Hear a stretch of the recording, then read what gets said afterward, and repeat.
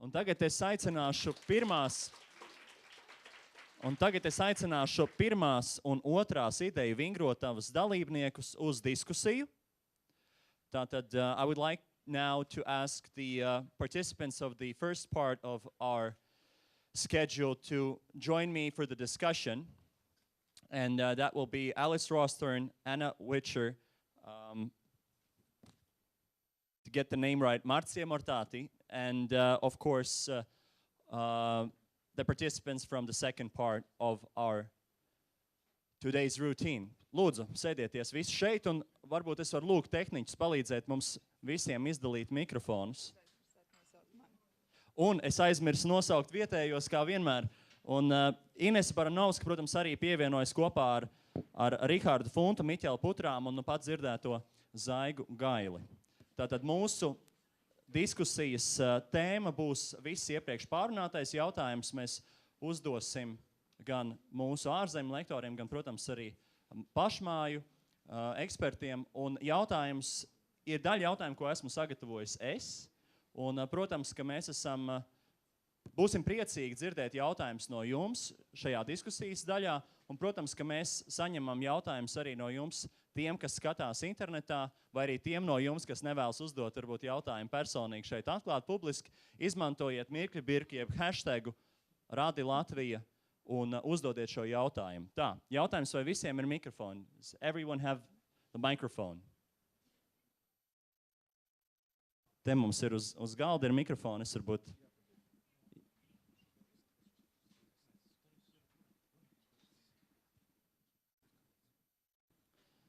Okay. Jā, es esmu sagatavojis virkni jautājumu, un mans pirmais jautājums būs vērsts mūsu pašmāju ekspertiem vispirms, un tad es ar lielu nepacietību gaidu arī mūsu ārzemju viesu komentāru. Mans jautājums ir, un var atbildēt jebkurš no klātesošajiem, kāda ir latviska dizaina domāšana? Un es gribētu sākt ar Rihardu, vai kurš no jums ir gatavs? Rihard, lūdzu. Es gribētu ieviest kaut kādu precizējumu, jo manā izpratnē dizaina domāšana nevar būt latviski, jo dizaina domāšana ir metode, tā ir metodoloģija. Tas tāpat būtu teikt, kāda ir latviska matemātika. Tas ir mans komentārs. Tas ir jūsu komentārs. Es varētu iebilst un teikt, ka dažādas amatu prasmes tomēr ietver savu nacionālu aspektu tajā, kā mēs to darām. Un, droši vien, ka mēs varam neizvērst to par diskusiju, par definīciju, bet mans jautājums, pārformulējot jums, būtu, vai tajā, kā jūs domājat, tajā, kā jūs izdarat savas izvēles, jūs sajūtat latvisku aspektu tajā? Jā, protams. Tā vide, tas ir tas pats stāsts par vides ietekmi. Mēs nevar izvairīties no apkārtējās vides ietekmi, un tā ietekme arī man domāšana. Tas ir sākot ar ģimeni, ar māti, ar vidi, ar ielu, ar māju. Paldies.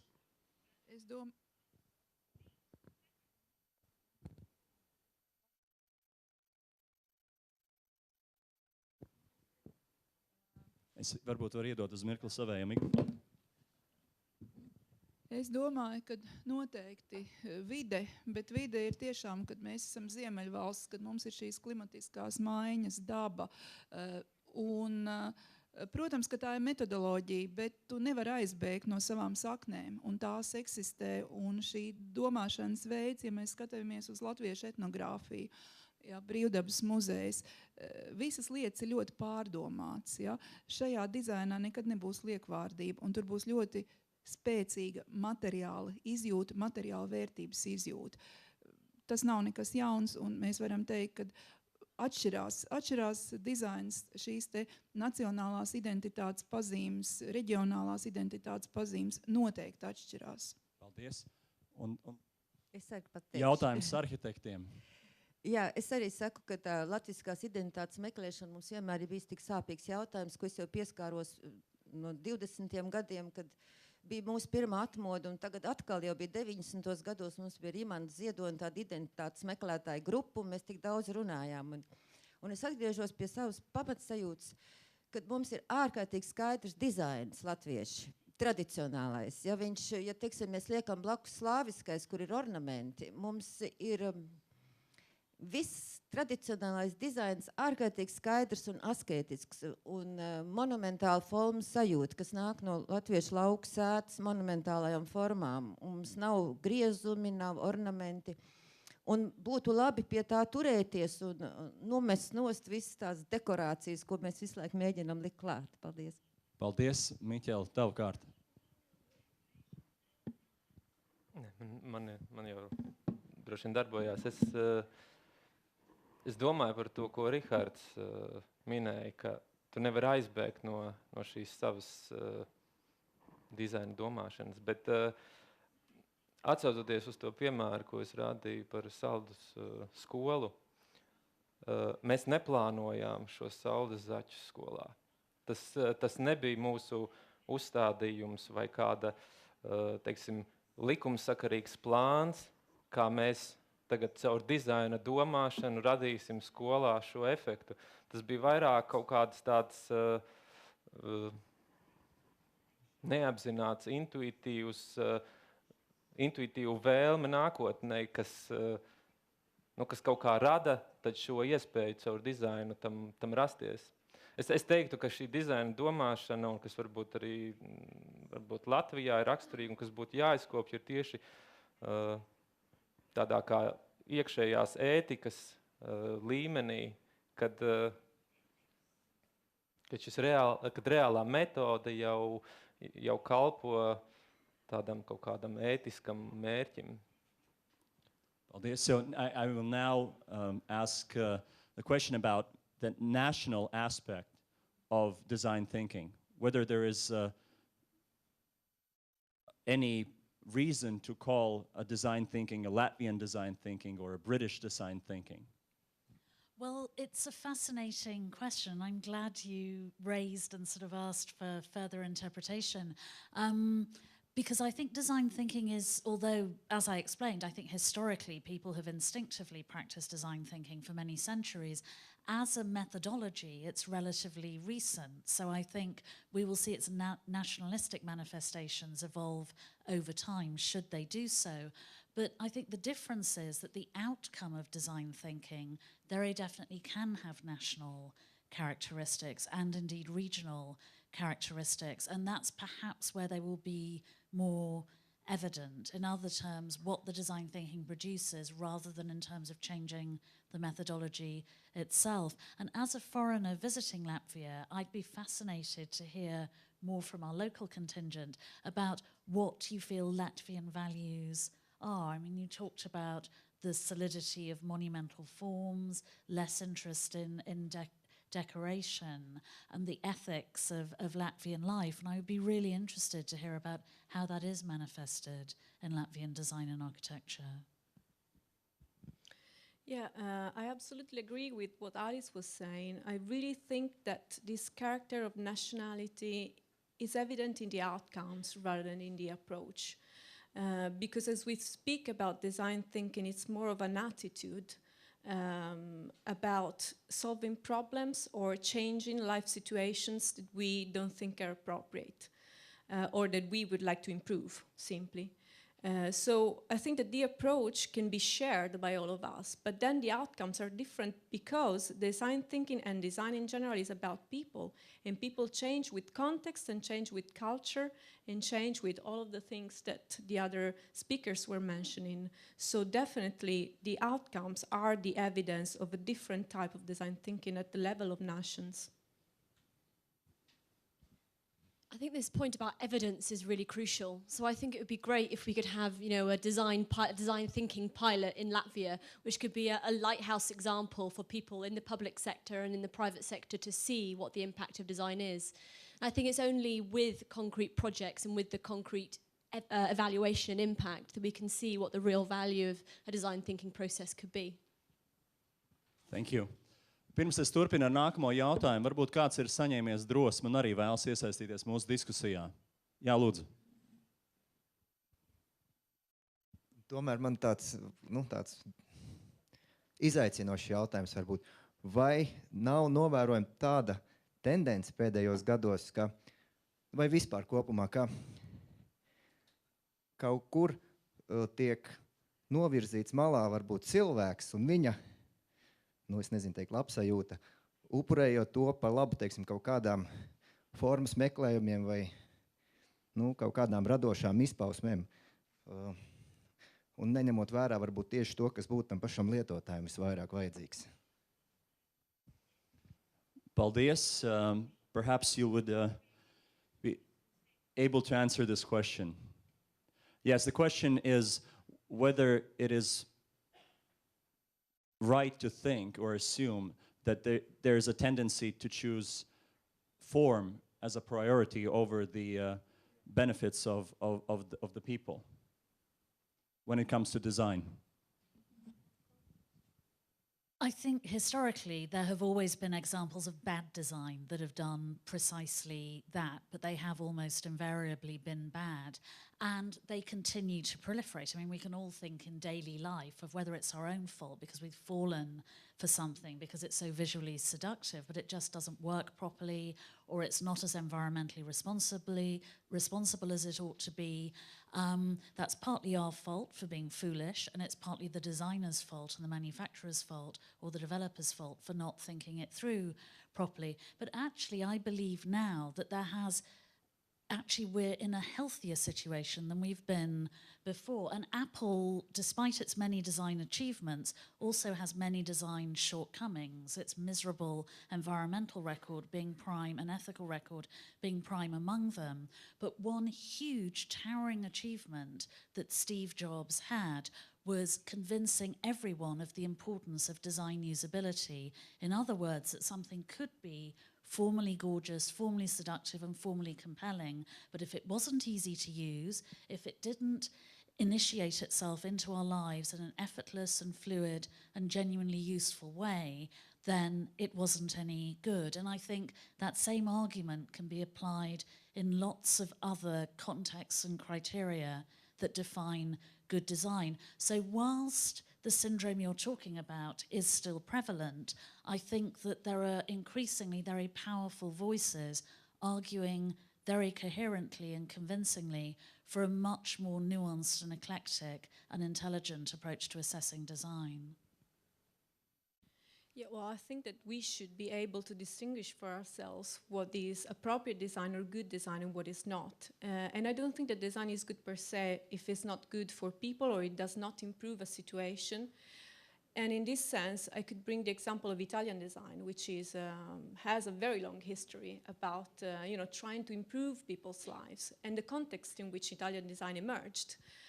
For example, one of the big examples of these, let's say what we could call good design maybe, or iconic design is Vespa, and we all know about Vespa. But what's interesting about Vespa is how it was born. It was not born out of some, eureka moment just because somebody wanted to make something different. But it was born because the society at the time was made in a certain way. The needs were certain types of needs. And the designers and the entrepreneurs working together were very smart because they observed that the war was over, that women needed to go to work, then the environment around in the city was quite destroyed, and so you needed a more flexible and smaller means of transportation to get around, and also something cheaper that everyone could afford. And this is how the Vespa was born. So this is, I think, a real example of good design and putting people in the center of addressing society's issues and being that agent of change that we like to call design. So the design of Vespa has been so people-centric that not even the females, but also the males have opted to drive the Vespas, as far as I know. Yeah, well, this is the positive downfalls that the good design could have. Okay.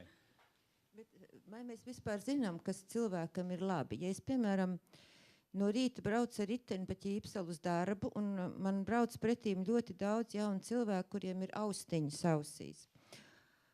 Un es domāju, kāpēc cilvēks bēg no vides, ja tagad pavasarī zied puķis un čivina putni, un man liekas, ka ir tik svarīgi dzirdēt skaņas apkārt. Un kaut kā mūsu sabiedrība iet uz autismu. Tas ir ar modernām tehnoloģijām. Tā vietā, lai tu skatītos uz ainavu, tu skaties ekrānā. vismaz telefonā, vai tu uzliec austiņas, un tas ir tas escapisms. Varbūt, ka mēs esam tik tālu jau sabendējuši vidi, kad cilvēks mēģina no viņas bēgt. Un cik mēs esam veseli, man liekas, ka mēs esam diezgan slimi.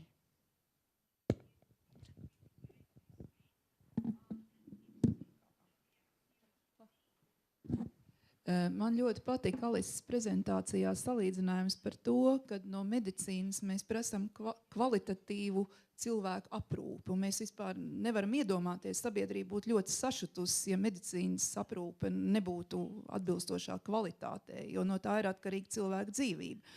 Savukārt par dizainu mēs vēl šādās kategorijās vajadzētu domāt, bet ļoti bieži nedomājam. Ja, taču tomēr dizains ir domāts cilvēkam. Un par šo cilvēcisko faktoru, cik tas ir svarīgi, brīnišķīgs ir šis Vespas piemērs, jā, bet, protams, ļoti daudz arī šīs te dizaina ikoniskās vērtības, viņas ir vienkārši skaistas, bet ar funkcionalitāti, tas ir, brīžiem viņas ir, lai pārsteigtu cilvēku, lai šokētu, lai intriģētu. Un, manuprāt, ja runā par Latvijas dizainu un tad Latvijas dizaina īpatnību, tiešām mums nevajadzētu kopēt kaut ko, bet vajadzētu ieskatīties savā vēsturē, savā šajā te nacionālajā identitātē un novērtēt to, ko arī Zaiga teica, vidi paskatīties, nevis veģetēt un paskatīties ekrānā vai kaut ko copy-paste darot, bet tiešām paskatīties apkārt acis plat vaļā un ieraudzīt tās vērtības. Un tas būtu arī uzdevums, kas būtu jādara dizaina izglītībai, dizaina domāšanai, dizaina domāšanas izglītībai šeit Latvijā, tad mēs justu šo progresu un šo izglītību vajadzētu gan skolās, gan valsts pārvaldes cilvēkiem. Tam būtu jābūt ļoti spēcīgam networkam.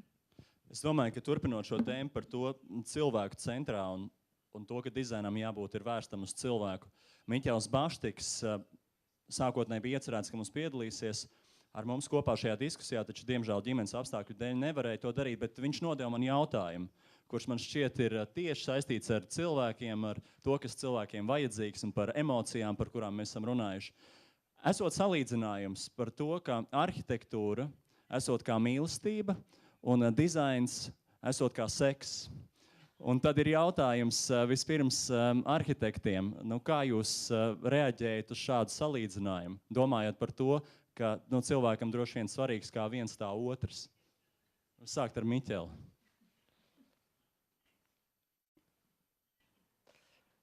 Jā, es domāju par to, vairāk par to, kad cilvēks saprot vispār, kas viņam ir nepieciešams. Jo, ja viņš to saprot, tad viss kārtībā. Tad nav jautājumu, kad ir jāiet uz muzeju vai kad ir jāpērk Coca-Cola. Ne? Bet tieši šī apzinātība, jeb saprašana, kas kurā brīdī ir nepieciešams, vai šī sajūta ir tā būtiskākā katram individuāli. Un tad, man liekas, ja ar to tiek galā, tad nav sarežģījumu.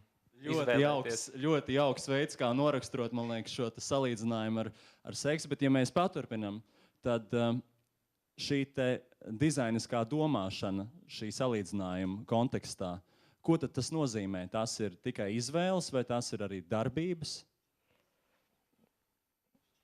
Es domāju, ka tās ir,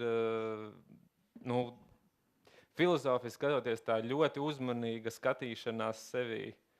Un tad darbība, tad iespējams ir šaubas ļoti daudz, bet izvēles tad ir pareizākas, katram pareizākas. Paldies Miķelim. Man sadusmo šis jautājums, kā var nodalīt arhitektūru no dizainu, un kaut kā tā seksa pievilkšana pie viss, tas ir jau, man liekas, diezgan bezgalmīgi. Paldies. Jūs droši turpiniet. Tas bija vairāk kā replika pie tā, ko jūs sakāt. Valoda ļoti izsaka tas, ko mēs domājam, ko mēs redzam un ko mēs darām.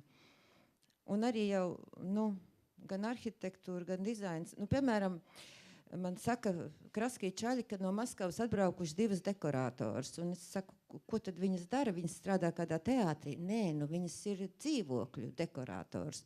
Mums viņas vēl sauc par interjera dizaineriem, viņas sauc par interjeristiem, par dekorātoriem. Pēdējais, kas visplašāk ir ieviesies mūsu platuma grādos, ir dizaineri.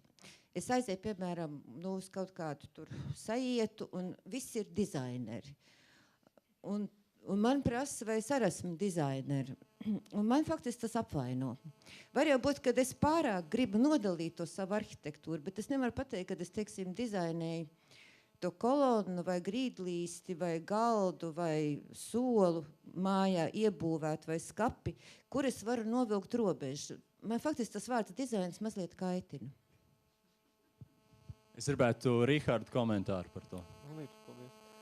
Es domāju, mēs drusku pa dziļi esam paņēmuši. Man liekas, tas tāds mazs, smuks profesionālais jociņš, kas ir saistīts gan ar budžetiem, gan ar projektu apmēriem. Tātad dizainā projekti ir daudz mazāk budžeti, viņi ir daudz ātrāk. Tas ir tas ātrais seks, un mīlestība ir liela, pamatīga, un tas ilgst ilgi, vairākus gadus. Es domāju, tas ir jāuztver vairāk. Paldies par komentāru. Varbūt jūs vēl, un tad pāriesim pie nākamā. Jā, es no tāda mākslas teorētiķa viedokļa, es vispār nenodalītu ne dizainu, ne mākslu, ne arhitektūru. Ja? Tad, kad es studēju mākslas vēsturi un arhitektūru augstskolā, Pēterburgā mums mācīja to, ka vispār arhitektūra ir visu mākslu pamats, ja? Jo viņi sakārto vidi, tā ir vides māksla. Un tas viss pārējais, gan glezniecība, gan citi vizuālās mākslas veidi, tas viss ir kaut kas kopains, ja? Un tajā iekļauts ir arī dizains. Un nevajag nodalīt, ja? Un nevajag nodalīt dizainu kā kaut ko vienu, viss ir radošums un māksla, paliksim pie tā. Un labs seks ir ar labu mīlestību. Jā, paldies. I will now switch topics, as we have been discussing sex far too much, I believe, and I think that the comment there that is on the boundaries of being a bit too rude is precise. Speaking about design thinking, and we were listening to you during the presentation where you were describing these examples and showing examples of how governments can improve by using design and by applying design thinking.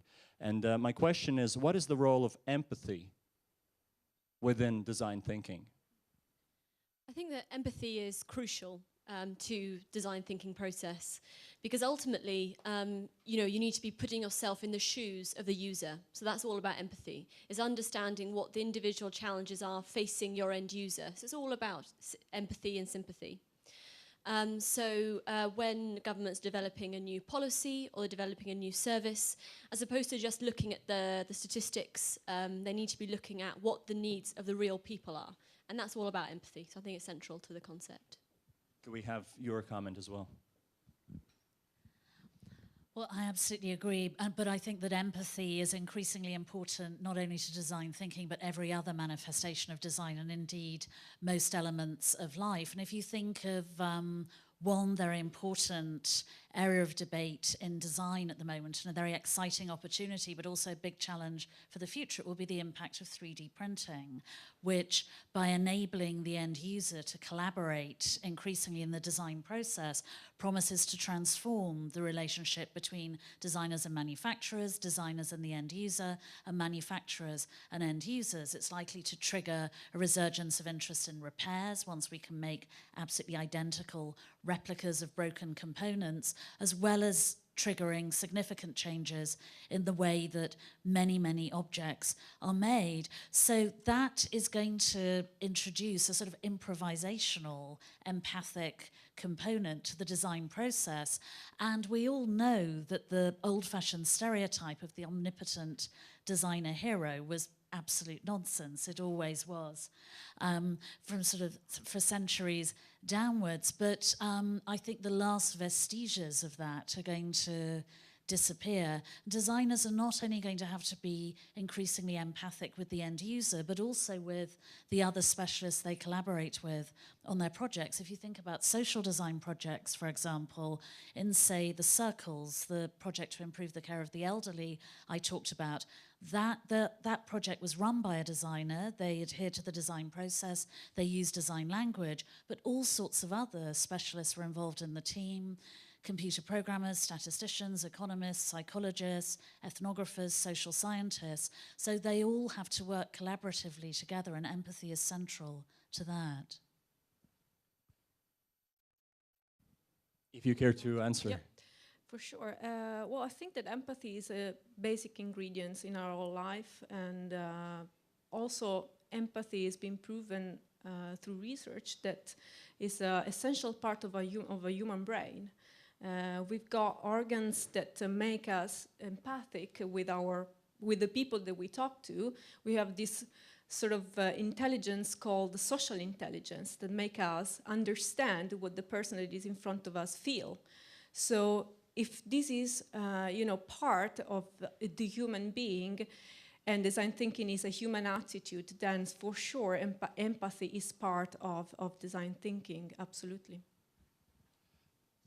Man ir jautājums mūsu pašu ekspertiem, un ar to mēs tuvojamies diskusijas beigām.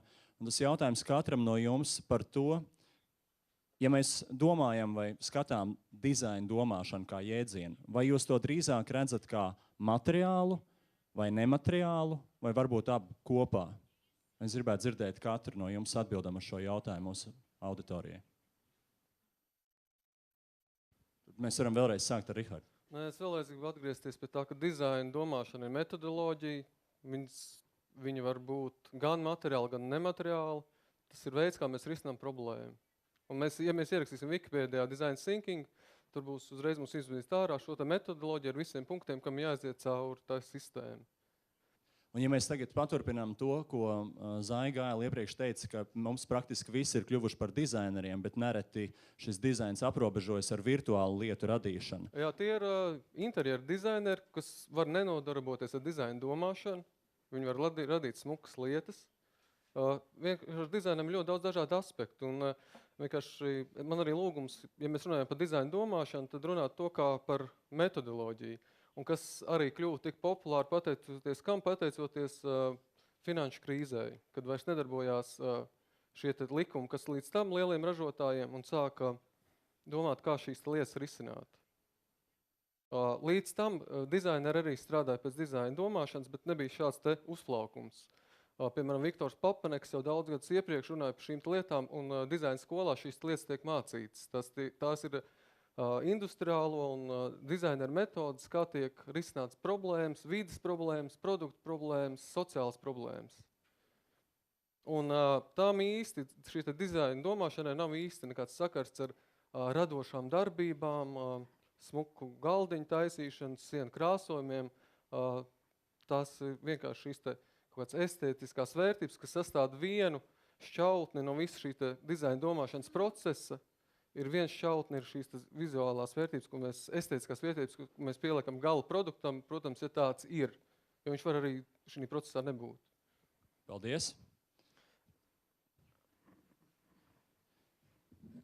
Es diezgan samulsus jūtos un nevaru atbildēt. Faktiski jēdziens dizains parādījās 60. 70. gados. Ja? Es runāju par dizaina domāšanu.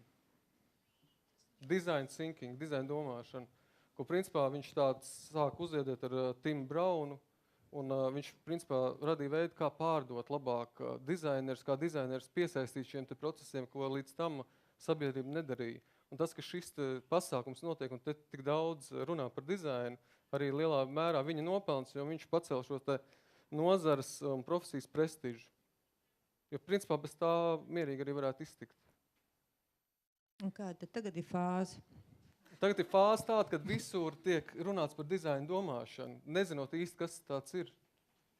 Viens no mūsu uzdevumiem ir raisīt šo diskusiju un uzklausīt jūsu viedokļus par to. Tas ir tas, ko mēs vēlamies šodien dzirdēt, nevis operēt ar vēl vienu jēdzienu, kā vairāk kārt ir izskanējis, un kā mums arī uzdod jautājumu Twitterī par šiem visiem tā saucamiem buzzwords, kur tiek pielietoti. Varbūt, ka varam vēl jūs lūgt atbildēt. Man liekas, viens tāds vēl labs piemērs, ko jūs jau arī minēju par to, ka latviešu valodā šim dizainam ir tāda dizainam kā vārdam neviennozīmīga tāda loma, jo mēs varētu jautāt, kāda ir projektēšanas domāšana. Vārdu dizainēt aizvietot ar vārdu projektēt.